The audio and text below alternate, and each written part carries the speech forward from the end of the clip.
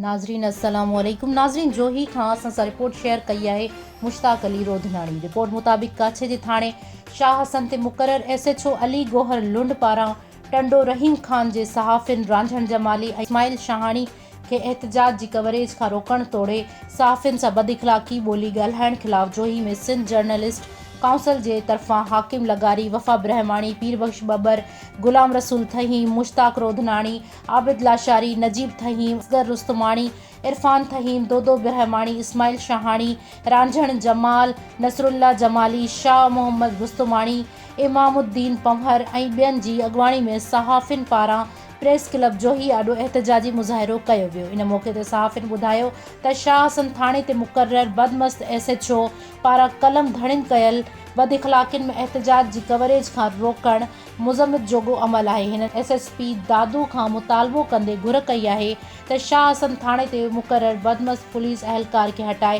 कलम धड़िन खे तहफ़ुज़ ॾिनो वञे। खिलाफ़ इंतकामी कार्रवाइयों